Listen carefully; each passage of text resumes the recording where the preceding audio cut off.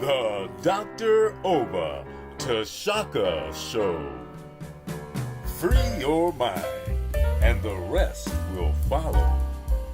A show for all who are on the journey to discover the truths about their identity, history, culture, politics, spirituality, and family relationships. This is a show for the Black Freedom Movement and the Black Power generation and the hip-hop generation, including Black Lives Matter and associate activists, all of whom are seeking change. Dr. Oba T'Shaka and his guest are dropping knowledge and insight from his successful organizing, research, writings, and innovative thoughts, the best of which have piped into God's mind to lift you up higher and higher. To the bosses, OGs, rappers, influencers, and those looking to evolve from the constraints of misinformation and miseducation to build a foundation for personal growth, love, and mental freedom. Check out the wisdom of the OR. Yeah, that's the original revolutionary, Oba T, who inspired 1 million black men with his rousing speech at the Million Man March, and who continues to fight, write, and speak the truth. Dr. Oba T'Shaka is one of the deepest deep thinkers in the world today. A quote by Dr. Asa Hillard. Dr. Oba T'Shaka, then Bill Bradley, was the best leader organizer in the Congress of Racial Equality, CORE. An endorsement from Dr. George Wiley, Associate Director of National CORE and the best organizer blacks produced in the 1970s as the organizer of the National Welfare Rights Organization. The Dr. Oba T'Shaka Show. Good morning. This is Dr. Oba T'Shaka, and this is the 9th of the Dr. Oba T'Shaka shows. This show will focus on the spiritual blues, one of the most magnificent art forms, the foundation at least of one of the most beautiful art forms on the planet Earth. The last 2 shows have focused on preparations for African identity, part 1 and part 2.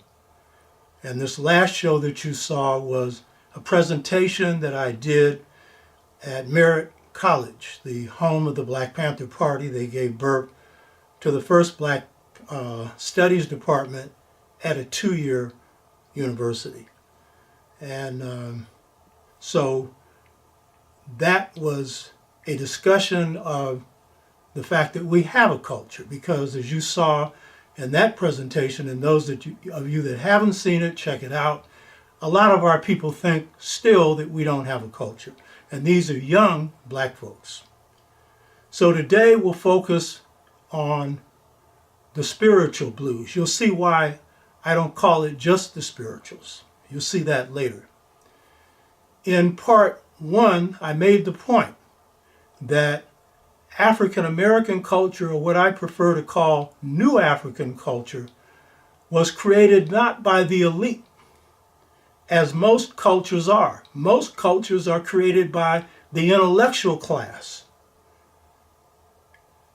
This culture of Africans in America, what I call New African culture, because it's a blend of what comes from Africa and then new things that we've developed in this country, new principles, new ideas, and a new spirit that comes forth in the art form that we have, but always with an African foundation.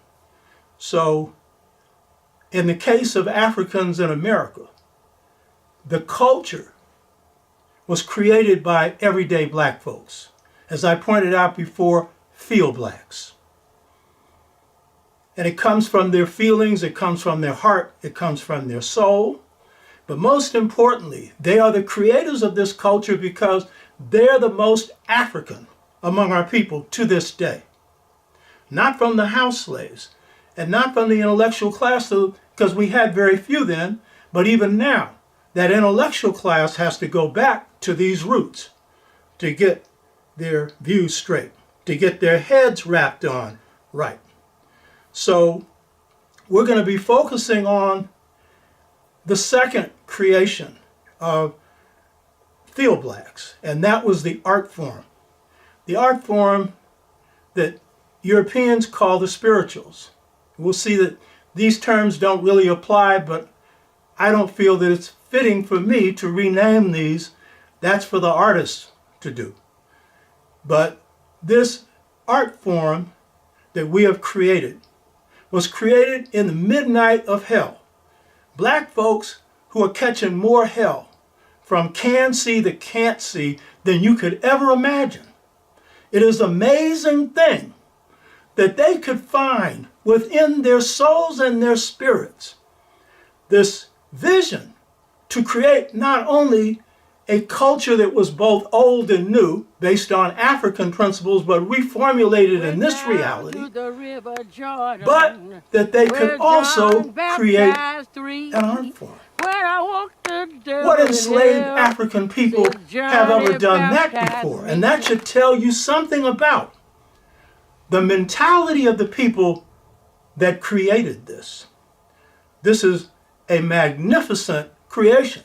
But then if you consider that the culture that everyday black people created is now the popular culture of the United States and the world. And we can also say the classical culture of the world. That's jazz, the pinnacle of this art form. But its foundation is the spiritual blues. So what an amazing people that in hell could come up with something so heavenly. Truly amazing, phenomenal accomplishment. But still, you might ask, why are you dealing with what you call the spiritual blues when you're dealing with the guidelines for awakening? What has that got to do with awakening? And what I'd like to point out to you is this, that in the sixfold stages to mental freedom, the process for freeing your mind that Malcolm went through, that I went through, that a whole lot of awakened black folks went through, which means that at one point they were asleep, that this system of awakening was always a twofold process. It was a process once we began to think for ourselves, where we began to go back to our roots, which is the roots of Africa. And so that was the beginning of our awakening. But if I speak about my own awakening, occurring in 1963, see, anytime anything significant happens in your life, you may not remember the day. You may not remember the month. You'll definitely remember the year, and you'll remember exactly what you were doing at that time. And the thing that I remember most about this awakening was that it was my first time to feel mentally free, because I began to think for myself. And as I then began to plunge into my African history, I began to also plunge into my African American history and culture. But at the same time that I went into the depths of our history and our culture, I was at the same time returning to the blues. You see, in my awakening, and in the awakening of most of the blacks who woke up in the 60s and since then and before, there was no separation between the great pyramids of Kemet and Aretha Franklin, James Brown, and Otis Redding. If you look at the black arts movement that sprung up in the late 60s and early 70s, all those great poets basically were drawn off of jazz. And Emeritus, one of the great poets of this country, who wrote a magnificent work called Blues People, was also drawn off the blues. So you see, I call myself a spiritual blues man. My daddy is from a little place in Louisiana called Bunkie, Louisiana. It's so small that if you drive through that community, close your eyes, you'll miss it. And he was born in a shack that could barely stand on its foundation and worked a plantation in Orange, Texas, where I've told you before, he whipped the behind of the owner's son and earned his respect, but risked his life. So I'm the son of W.H., coming from Bunkie, Louisiana, and the grandson of Catherine Filardi and Sylvia Brown from Mississippi, the birthplace of the blues. So I'm a spiritual blues man. And you see, when blacks were coming over on the slave ships, there was a spirit that came with them. And that spirit was in the form, I talked about it before, of Brer Rabbit. This little rabbit that could outfox the fox. But very often, Brer Rabbit was the outer picture of the real thing they carried, which was High John the Conqueror. They call him the Conqueror in the blues. It means the conqueror. And that was the warrior spirit. And while my daddy is W.H.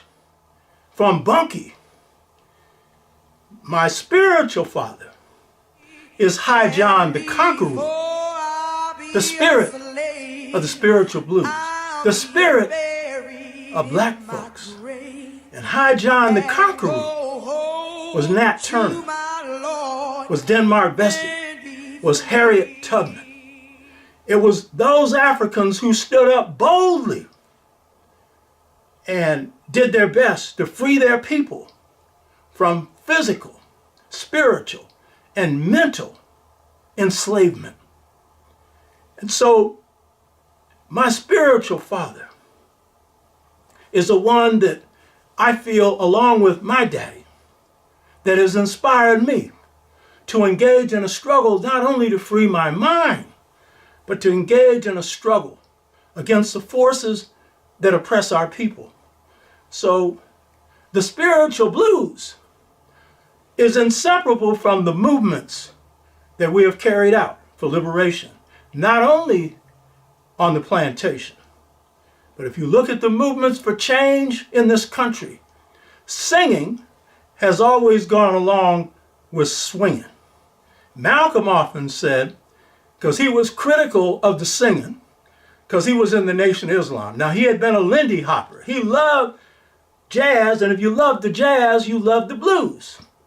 And he even found out when he woke up, at least on the streets, at least he got out of that white world. He hadn't got completely awakened. In the Lindy hop, he found what he called his African freedom through those African rhythms.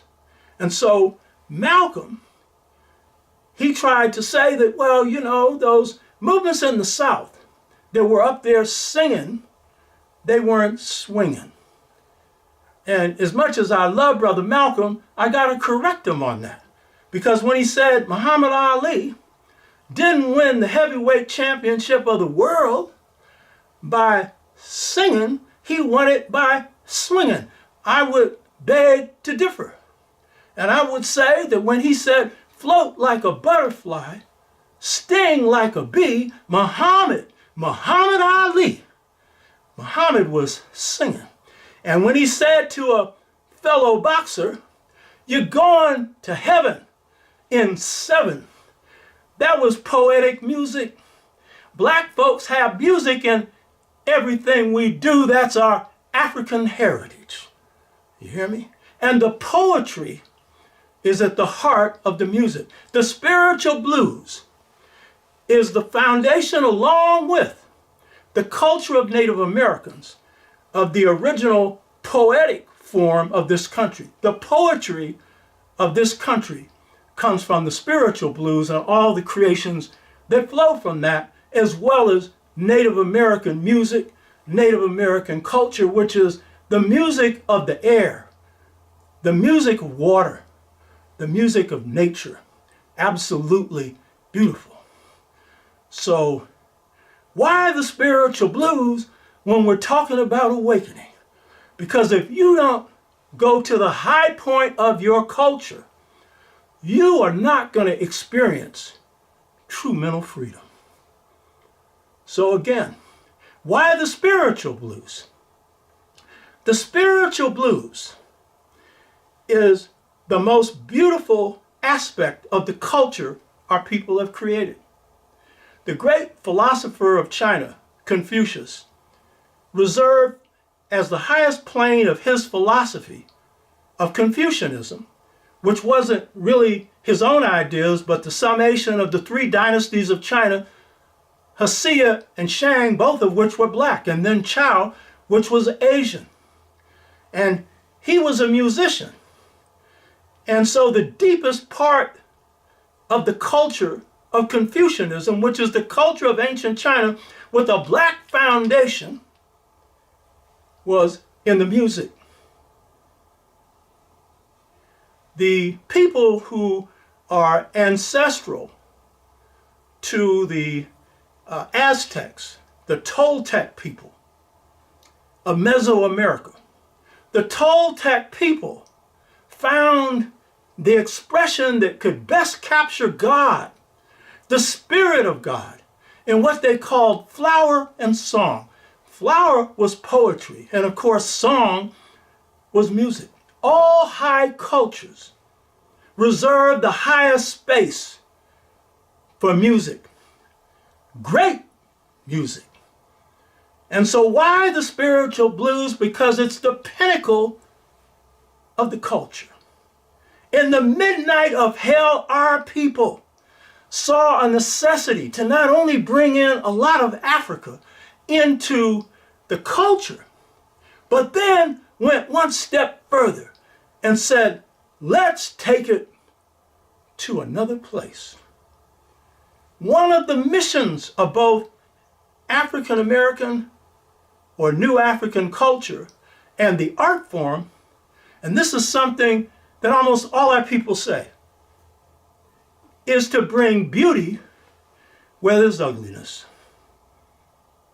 Those of us who think that slavery dehumanized us are confusing the conditions of dehumanization with being dehumanized. Guess who was dehumanized?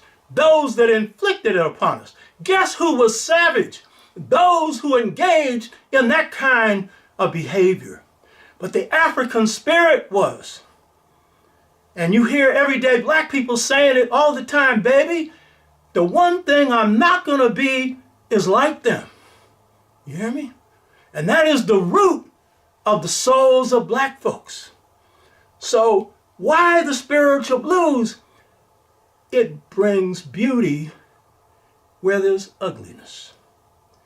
And the poorest of us are the greatest. Because as they say in Jamaica, the culture comes from the dirt, the grassroots, everyday black folks. So why the spiritual blues? The spiritual blues is so powerful that in New African culture, every part of the culture is inspired by this musical form. And why is it that it's music that is at its highest level? Because the drums were outlawed. And when those African drums were outlawed, it required us to go inside our soul and create something new. And so our emphasis became on the drum beat of the voice, the clap of the hands, the stomp of the feet. But the sound of the voice, it's not that we came here with more singers, but the conditions brought that out. So if you look at the creative expressions of Africans in America, what you will find is that every domain is inspired by the music. Toni Morrison, inspired by jazz. In fact, I would say the more complex your creation is, the more likely it is you're going to be drawn from jazz. Malcolm X was a deep thinker. he was a jazz thinker. You hear me? Richard Wright come out of the mud, the red mud of Mississippi. So what else could his writings be but blues-based? And James Baldwin said that his writings were inspired, by jazz. And I understand why, because he was a deep thinker. Only person I saw ever beat Malcolm in a debate. Because Malcolm was coming from, the Nation of Islam line. And James Baldwin coming from the streets. The streets will always beat a line. So his depth was definitely jazz. But if you want to look at the beauty of it, its greatest beauty came from gospel blues. He was raised up in the church and couldn't help it. The titles even of his books were generally gospel-based. Fire next time. You know what I mean? So the thing is, if you look at George Washington Carver, he wasn't just the world's greatest scientist. If he chose to be, he would have been the world's greatest painter, the world's greatest musician, and one of the world's greatest singers. He brought art to science. Because the greatest musician, the greatest artist, the greatest creator of music is God, that force. And this man was piping into God all the time. So you got to understand, why the spiritual blues? It's your high point. It's your bridge over troubled waters. It's your inspiration when you don't think you have any at all. And another thing to get straight about the spirituals and the blues is some have characterized the spirituals as being sorrow songs. W.B. Du Bois said that. Now, Du Bois had some of the deepest insights on the culture, but he was wrong on that. These are not sorrow songs. And if you look at the blues, this is not the blues. In fact, that term blues comes from white people. What black person who's black as midnight gonna call his music blue? You understand? He's already blue. So why would he call it? That's a white boy's term. So the blues ain't all sad. And the spirituals definitely ain't all sorrowful, because African culture always cuts many ways. And so when you're down, you also feel like you're going to come up. As the spiritual song says, sometimes I'm up, sometimes I'm down. Oh yes, Lord. But generally, the whole spirit of the spiritual blues and the art form that created this is that in the most pessimistic circumstances, you have a feeling that things will get better. Now, if you look at white blues, country music, because whites in the South who hate blacks, not all of them, but too many of them with a passion, they come up with a music that sounds like a barnyard chicken. It's got beauty in it because it's half of the blues, but it's the sad part. You hear me? And so even though there's a beauty to it, it's always about the down situation. And as a result, country blues is associated with suicide. You ain't hearing no black man who's singing about God or the black woman thinking about committing suicide. You hear me? So this is a music that will pull you up no matter how far down you have gone. So why the spiritual blues? The spiritual blues, like all great music, is the window into the soul of a people. If you want to know a people, know their music. Their music will tell you everything you need to know about them. If you look at operatic music, which I know a lot of black people like, and it's going to sound like I'm down in it. No, I'm not, because it's good for the people that created it, the aristocrats. That's why few people listen to it. You know what I mean? In fact, Wynton Marsalis, who I rarely quote, was asked once, well, why is black music so popular, but white music isn't, classical music? And he said, well, any music that deals with man, woman, and God has got to be interesting, meaning your stuff ain't about anything we can relate to. but it was aristocratic music created by the elite, for the elite. But ours comes from the bowels, the heart and soul of everyday black folks. And so the creators of this music we call the folk. It comes from the folk culture. And folk culture in all cultures is generally rural. It comes from the people in the country, the people closest to the roots. And here's the thing about the folk. It's a mirror to how the culture was created, because over time, as people underwent the experience of enslavement, over time it forged us into a people. And that peoplehood was in part shaped by embracing race consciousness. It was shaped by pulling in those principles out of Africa that could enliven us and give us strength to go on. So that was part of what the spiritual blues was about with the folk. But over time, what happens here is what happens all over the world with the folk. They form a mindset that is unique to them. I call us the 97 percenters. Until recently, 97% of us married black. When we really stand up, 97% of us in the Montgomery bus boycott stood up and broke the back of Southern segregation. 96% of blacks voted for Barack Obama the first time. I'm here to tell you something. 96% of nobody except Native Americans. By the way, in this last election, 99% of them in Arizona voted against Trump. Now, that says something about your Native American brothers and sisters, who were the only allies we had during enslavement. So we're 99 percenters because in spite of all the confusion, in spite of all the mess that we see around us, and some of this is black mess, a few of us killing too many of us, some of us still not getting to the point where we learn to love ourselves, and this is a part of what this whole journey is about. Still, when you get down to it, there's a one mind. And that one mind, when we focus on it, makes us one of the strongest forces on this planet Earth. And so, if we look at the folk, the key thing to understand about the folk is this. They don't suffer from double consciousness. That's Du Bois's concept of seeing yourself through somebody else's eyes. That's some house slaves, a lot of them, loved the master more than they loved themselves. Would identify with the master, as Malcolm said, if the house was burning down, they'd be the first one to put out the fire, whereas the field black said it and was hoping that the thing would succeed and burn the whole thing down. You understand?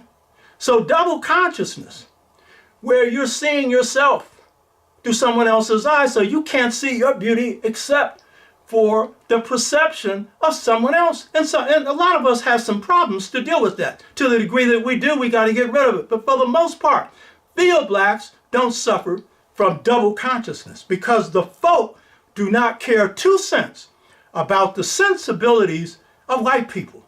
The culture, and particularly the art form that they created, is designed to suit them, to suit their taste, to suit their emotions, to suit what will really pick them up. There was an old enslaved African who said this, and very few blacks on the plantation were Christians. And I don't know if she was, but they had these old preachers come on. And this was probably after Nat Turner's rebellion, because these old white preachers would come on. Before that, the black preachers could come on. And when the black ones came on, they were under supervision. So she said, those old white preachers ain't saying nothing, because all they do is speak with their mouth. But she said, when that black man preaches, she said, it's like heaven. She says, because what he's got to say comes from the heart, the soul. There's another slave narrative that said this, and it's the only one probably in all the narratives, because black folks didn't reveal to white folks. In those interviews, the WPA Work Project Administration interviews that occurred in the 1930s under Franklin Delano Roosevelt, usually conducted by white folks. Black folks who are ex-slaves, they wouldn't tell white people, half of what they thought. But one slave narrative said this, and this tells you what this one mind thing is that we formed. They said this: only the blacks can move the blacks. You hear me? That's profound truth, because you can't show me one major mass movement that was launched with black people in it, led by white people. You can't show me one. Don't talk about who we voted for. That's a lesser of two evils. I'm talking about movements we led. Who'd we follow? The Honorable Marcus Garvey, the Honorable Elijah Muhammad. When we're looking at King, he was a spokesperson for the people who took that up. Why? One mind.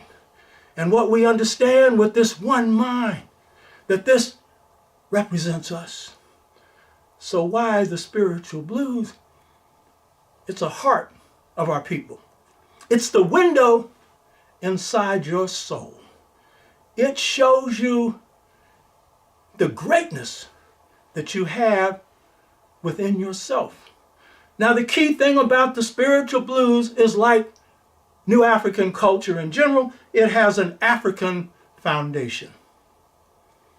Leopold Senghor, who was president of Senegal, who was also the head of the Negritude movement, which was the Afrocentric movement in French or Francophone countries where Africans spoke French. He was an intellectual, a poet. He made an observation about the spirituals. He said the melodies of the spirituals are the same as the melodies of Africa. And then he also said they have the same sentiment.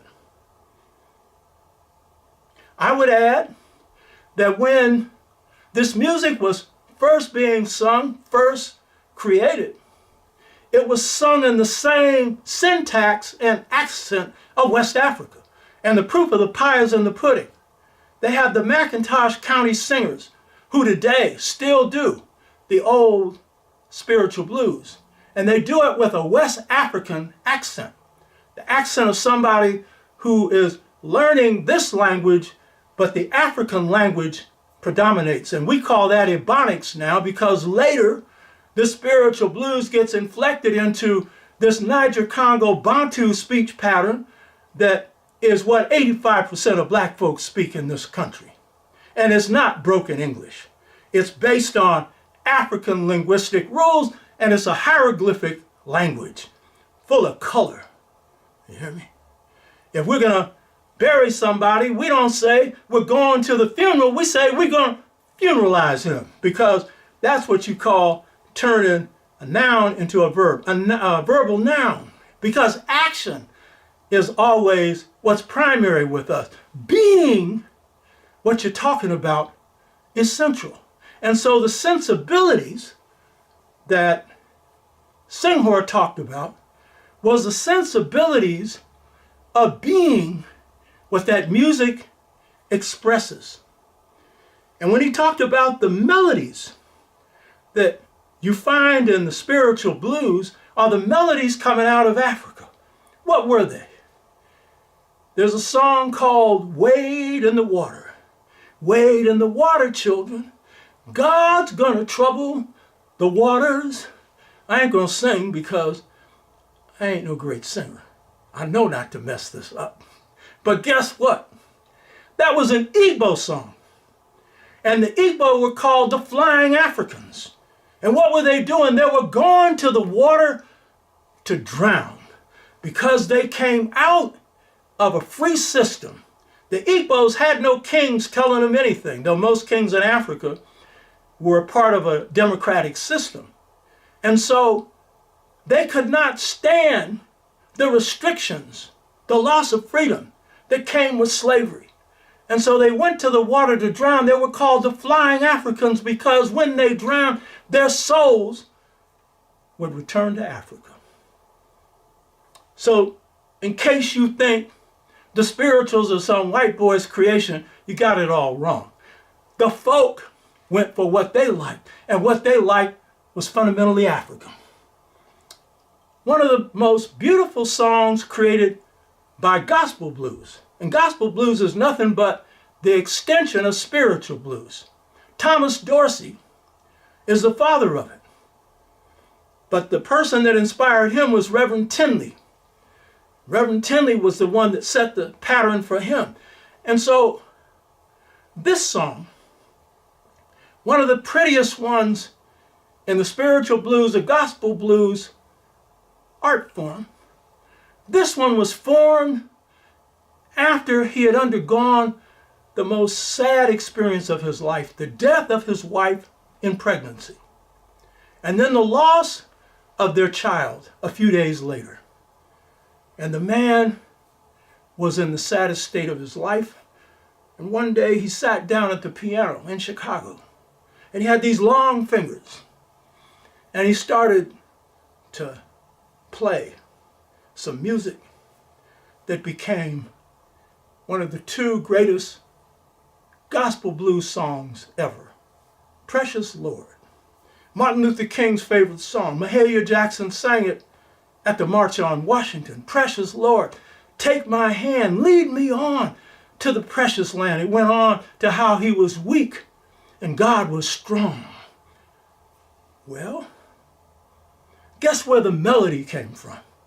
That was a melody that came from Africa. On the slave ships, Africans would hum that melody. And he put that melody into verse. So what you got to understand is, when we talk about we ain't got no culture, they took our culture from us. What is fundamental about your culture is it is founded on an African foundation. And then based on the experiences that we've had in this country, we've added something new. And that ends up being a special sound that we find in the spiritual blues that pervades all art forms among New Africans. You know, we got black folks who say, I like gospel blues, but I don't like the blues. They don't know what they're talking about. The only difference between the blues and gospel blues is one's about the woman and the other one's about God. But other than that, it's the same story. You hear me?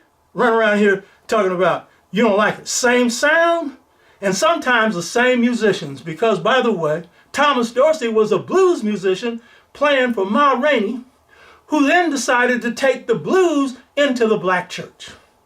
And when he brought it in with Mahalia Jackson singing Precious Lord, and then shaped the greatest male gospel singer of the spiritual or gospel blues, James Cleveland, who comes up with the greatest spiritual blues song ever, Peace Be Still.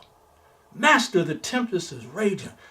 Peace be still. When they went into those churches and sang those songs, Siditi, you know, these middle-class black churches in Chicago that didn't want to do too much hard preaching because they didn't want to bring the spirit down because white people didn't like that.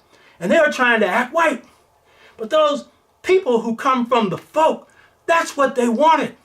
And so when Mahalia and James got in there and started singing those old songs that went back to the plantation, what happened is the spirit began to rise. The hush harbor, which was the place where you put your head under a bucket until the spirit came in you, came down on the place. It was a re-Africanization. So if you think the spiritual blues is just about yesterday, and you want to put it down because it was in slavery, what you got to understand is it's alive today. And what you got to understand is you got nothing to be ashamed of your ancestors.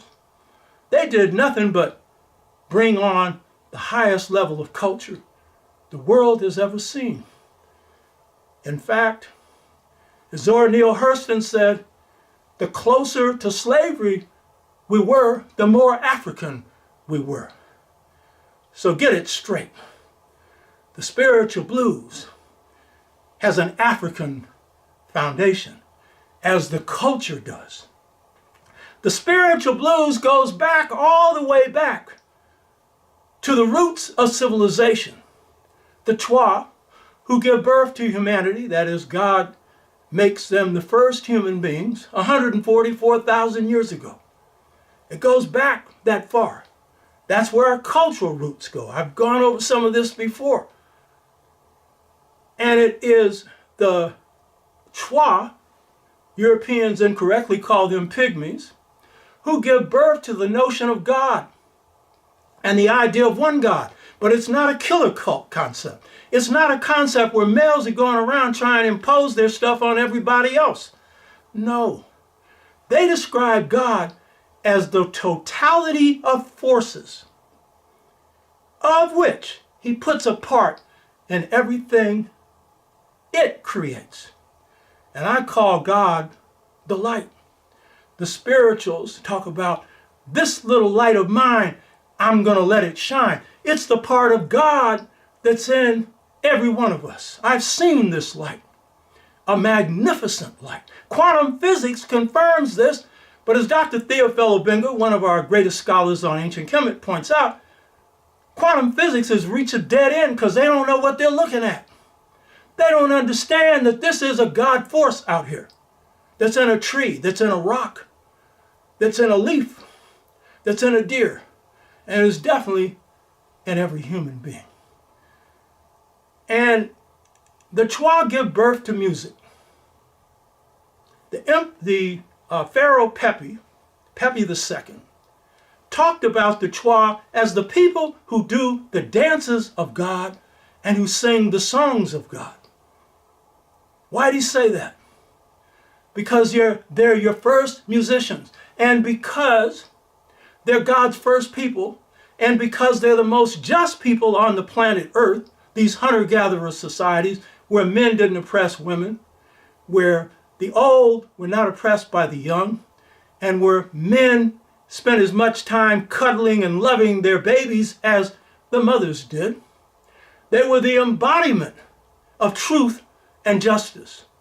So the Chwa, when they understand the nature of God and talk about it's the totality of force, music is an expression of that force. It's a vibratory force. As I pointed out before, the great Lakota healer and holy man says of God, because he's visited God for sometimes days at a time, and talks about God being a great white light, says God's a sucker for music. Because if God is vibrations, what would God love more than anything? The vibrations of truth, the vibrations of justice, and the vibration of beautiful sounds that embody those truths. Pythagoras, who is a Greek philosopher, who was the only one that went through 20 years of Kemetic mystery education, said this. He said the planets all emit musical sounds, but they're of such a high frequency, human ears can't hear them. So God is on the plane of the highest frequency. And so when God hears the spiritual blues, that force has got to have force full of smiles, a force full of happiness, because we've added something new to humanity. Something magnificently beautiful coming from the souls of black folks. So the Chwa are the authors of this. The Chwa had a dance that they performed when they sang. And it was a counterclockwise shuffle where the feet never left the ground. And they said that dance harmonized the heavens with the earth, because they knew that God loved beautiful music and beautiful dance. The African who comes to the Americas and the United States bring this dance, and it's called the ring shout, a counterclockwise dance. Spirituals were always sung to dancing.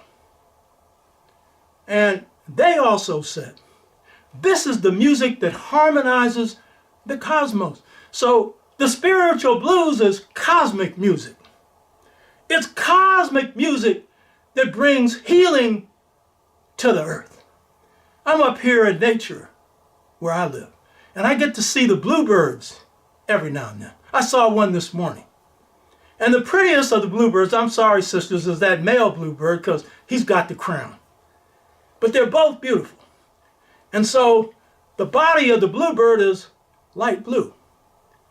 But the crown is a dark color. And I've noticed when I had the blues on, or the spiritual blues on, I noticed when these little birds are on a branch or something, and they're always looking both ways, looking for that old hawk to come. They always got to be on the lookout, and they're tweeting their beautiful sound. But when the spiritual blues is sung, they go all quiet. The head's moving side to side. The spiritual blues, the creators of it, drew from nature. Twa music was itself a music of the water, of the wind, of nature, high-pitched and beautiful. And so when we look at and hear the spiritual blues, it harmonizes the most beautiful creatures in nature and makes them wonder. Because I notice when they're looking around, I can feel them. I think they're wondering, where did that come from? Because it's not the normal tweet tweet that comes from birds, but it's got a sound that is heavenly. So the spiritual blues connects you to God, as the rest of this culture does, but it's the highest expression of it. Now, because the foundation of the spiritual blues is African, many Africans who came to this country came from West Africa. Some, a significant number, came from the Yoruba ethnic group. You find them in Cuba, you find a significant number of them here, and in other parts of the Western Hemisphere. And the thing about the Yoruba is they have these special features to their culture. And one is, it's a culture of Ori.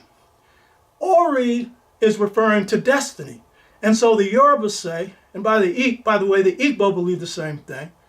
The Kemites had their term Ka, which meant destiny. The Yorubas say, when the spirits were in heaven, they picked their destiny in the presence of God.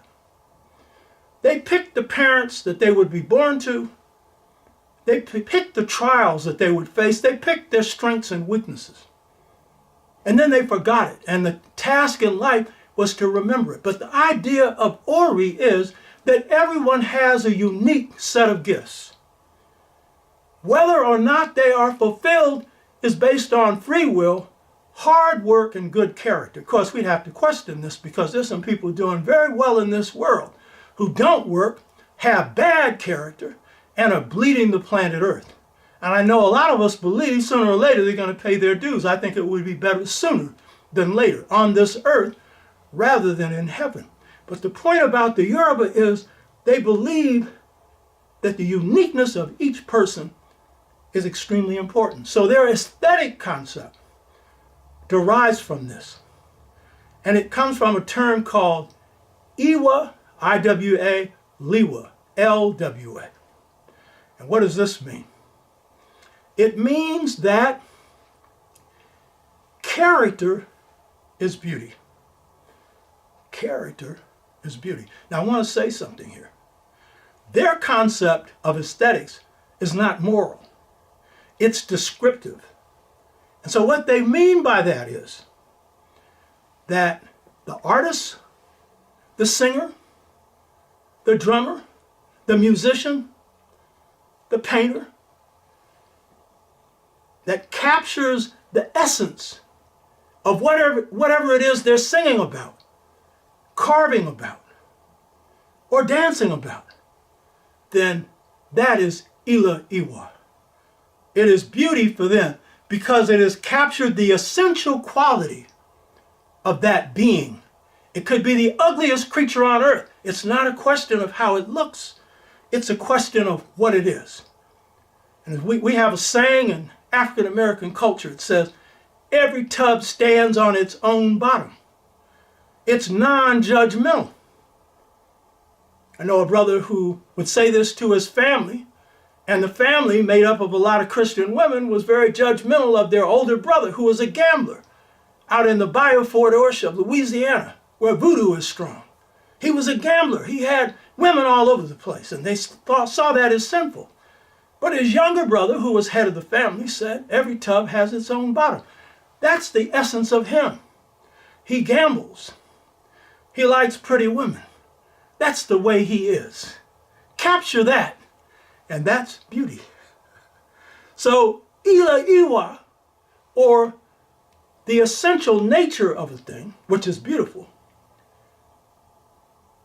ila iwa is best embodied in the spiritual blues because it captures the essential nature of this new African, this African in America.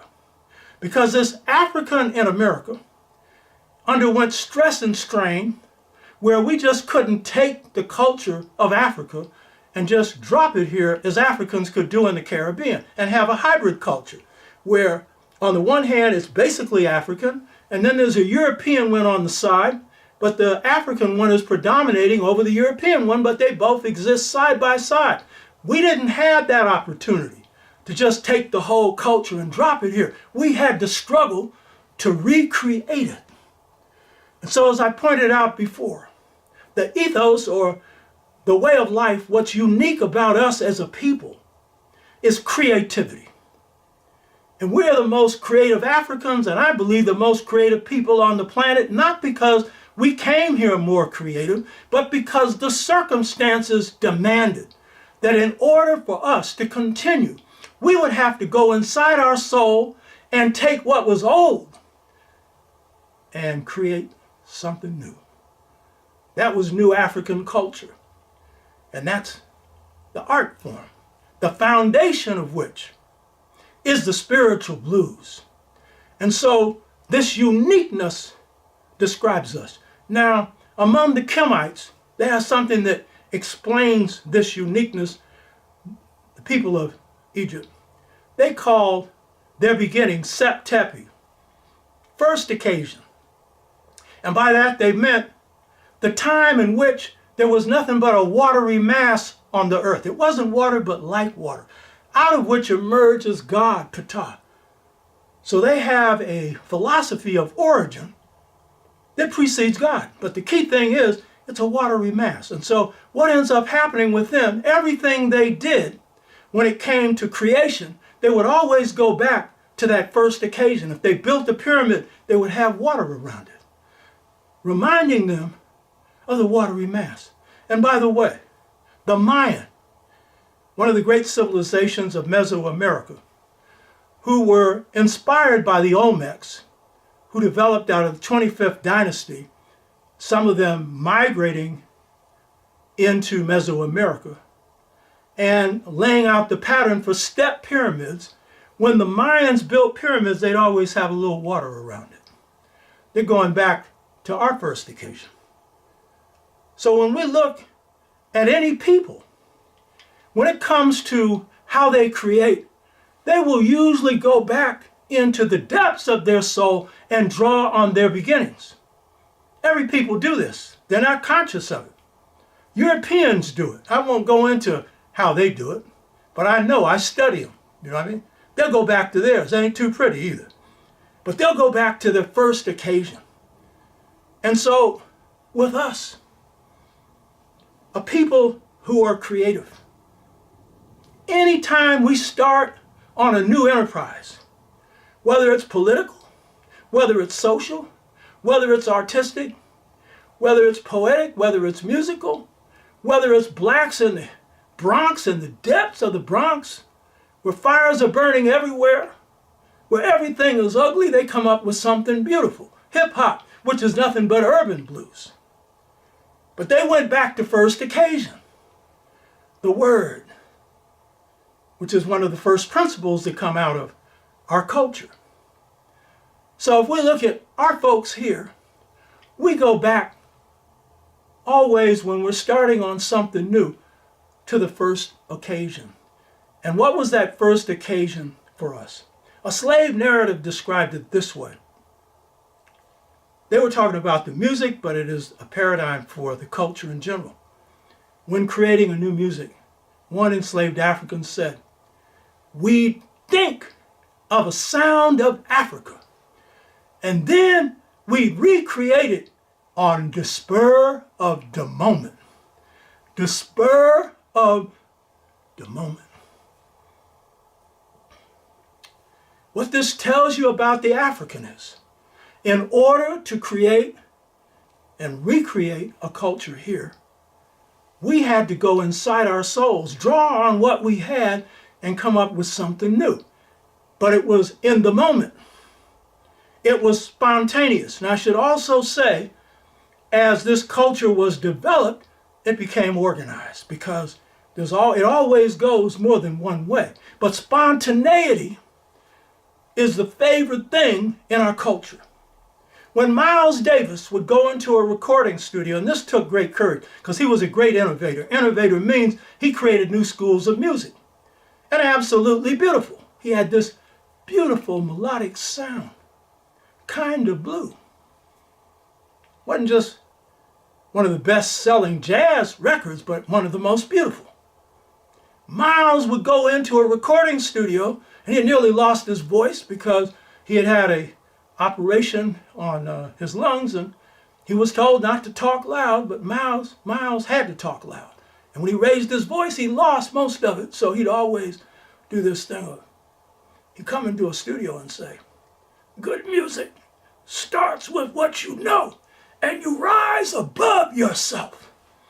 And so, spontaneously, going into a studio with maybe 4 notes, he'd come up with some of the most beautiful music ever, because he piped in to the feelings of the moment. Because the spiritual blues comes from the feelings of everyday black folks. The spiritual blues is not something planned that somebody just laid out on a sheet of paper. The spiritual blues has this quality, as Zora Neale Hurston said. She said, as a group bent on feeling, not sound effects. Because the feelings come from your soul. One of the things about the spiritual blues that's interesting, and it's the same thing of all the other forms of the music and the culture, is dissonance. One of the beauties of it is, unlike European classical music that's all in one line, all the same, will put you to sleep, you've got harmonies that don't mix, because you got different people breaking in. You understand? Because it's a music conceived by the group. Because African culture and New African culture is democratic. And the thing about the spiritual blues is it's got that bent note as opposed to that straight note. And only certain singers can sing that bent note. Aretha Franklin could sing it, not sing it. One of the greatest singers ever, Muddy Waters, who I have over here, could sing it, because that bent note reflects the elliptical movements of the planets as they zig and they zag. And so it's a rough sounding note. And the spiritual blues is every singer coming in and bringing in their part, not prearranged. Pretty much the way gumbo's made, or pretty much the way any kind of change is made, we put our heads together and come up with something new. And so the spiritual blues comes from the heart of everyday black folks. It is an expression of their soul. And what's interesting about the spiritual blues is you can take some things that would normally not even be considered musical, coming out of sometimes places of pain.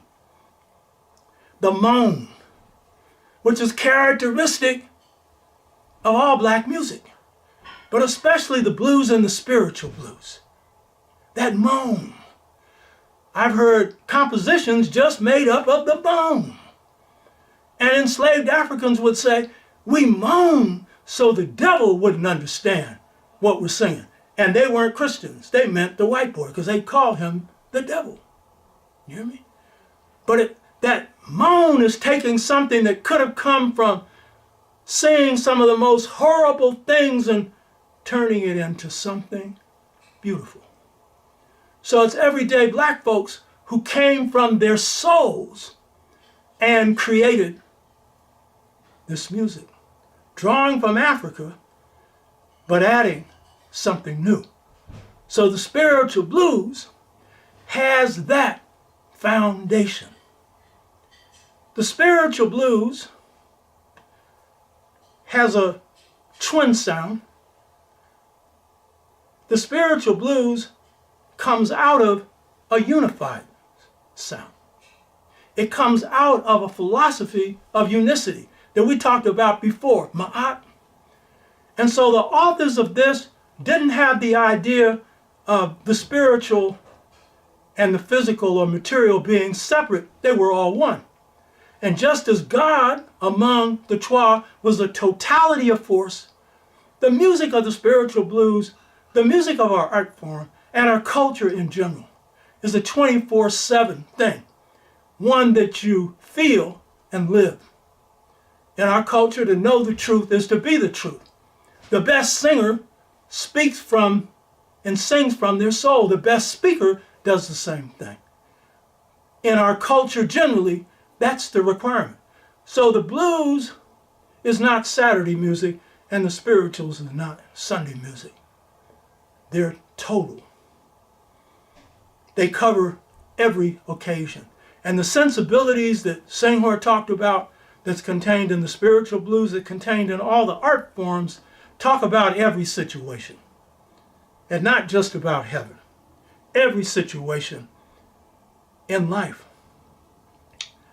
So one of the questions is, when we say that the spiritual blues is the mirror of a people's soul, what kind of people were these? What kind of people?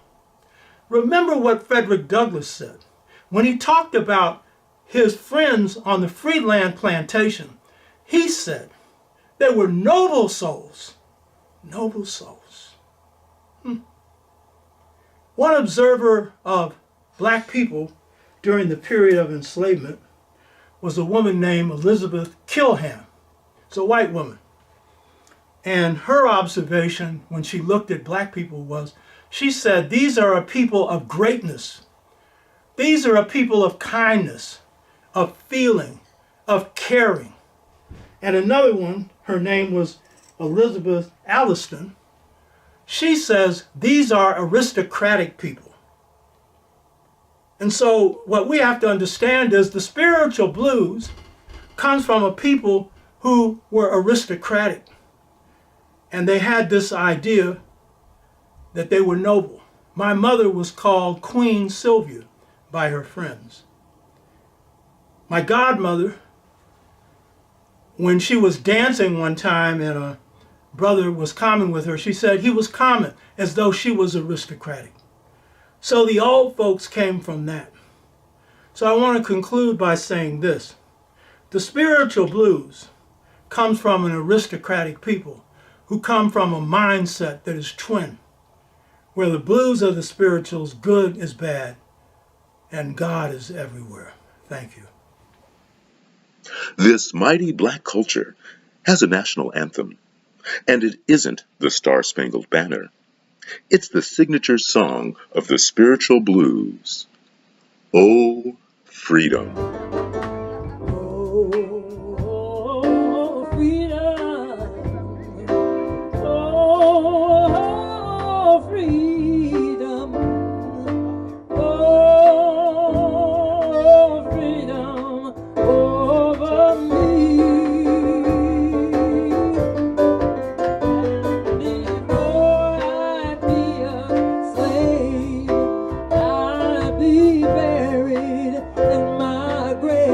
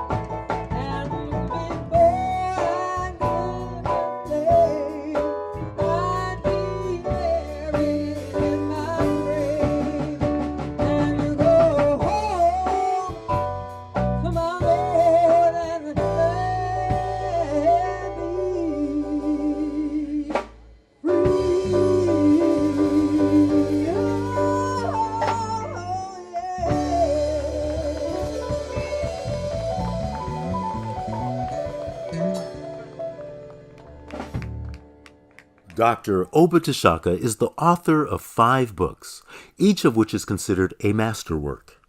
His first book grew out of his organizing in the Black Freedom Movement, entitled The Political Legacy of Malcolm X. Dr. T'Shaka's books on Malcolm X covers dimensions missed by Alex Haley's autobiography, and unlike Manning Marable's book, Malcolm X, A Life of Reinvention, which argues that Malcolm abandoned black nationalism by reinventing himself with a false narrative of his life. Dr. T'Shaka examines Malcolm's thoughts and shows that Malcolm did not reinvent himself. He transformed himself and remained not only a black nationalist, but broadened his revolutionary philosophy while working to radicalize the civil rights movement into a human rights movement.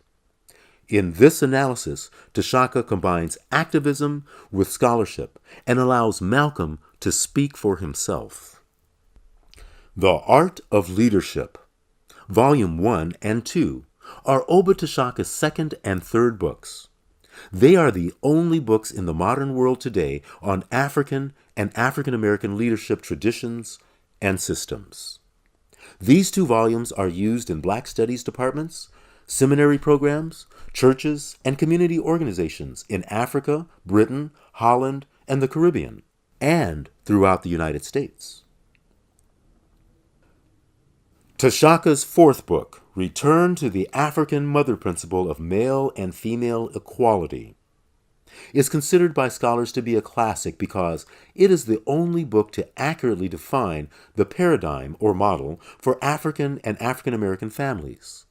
This is a paradigm that will provide balance for black and non-black male-female relationships. Dr. T'Shaka's 5th book, The Integration Trap, specifically the generation gap caused by a choice between 2 cultures, explains what has gone wrong in black families, communities, and nations since 1968 that has led to shifts in black values and behavior not arising from enslavement. T'Shaka shows that since 1968, powerful hostile forces have hit black communities and African nations, causing them to make a choice between 2 cultures, one African American and one European American. This book examines African and African American culture in depth, with a focus on how to rescue African American communities nationally and African nations globally. Currently, Dr. T'Shaka is writing his 6th and 7th books, tentatively entitled Seba, Mastering Your Inner Light of Wisdom. This book covers the pedagogy or teaching method used in ancient African cultures and African American cultures to produce masters in all walks of life.